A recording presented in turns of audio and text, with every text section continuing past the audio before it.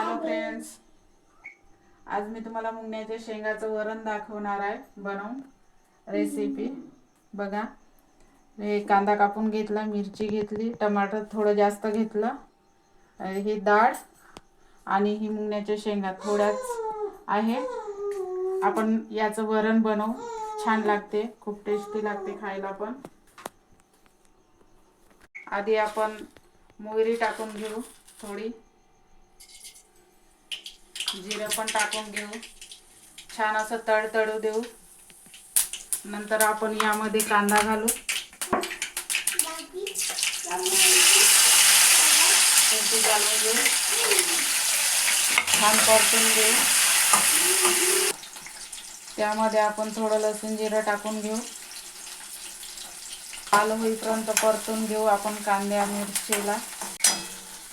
त्यानंतर आपण टमाटर घालून घेऊ. टमाटर मी 2 टाकले आहे, कारण आंबट छान लागतात. नंतर आपण याच्यामध्ये तिखट मीठ घालून घेऊ. आपल्यानुसार घालायचं, आपल्याला जेवढं तिखट लागेल तेवढं घालायचं. मी 4 चमच तिखट घालून घेतलं आहे, 1 चमच मीठ. यामध्ये आपण आता डाळ घालून घेऊ. डाळ मी काही असं म्हणजे घोटून घेतलेली नाही आहे. जेवढं आपल्याला पाणी टाकायचं असतं तेवढं आपण टाकून घ्यायचं. त्यानंतर आपण शेंगा टाकून घेऊ.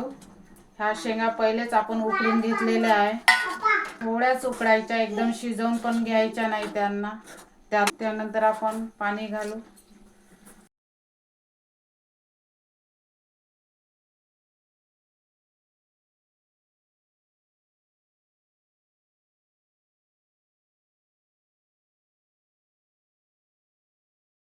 आपलं वरण छान मुंगण्याच्या शेंगाचं तयार झालं आहे. आता आम्ही जेवण करते, स्टार्ट करून घेते. खूप छान लागतात.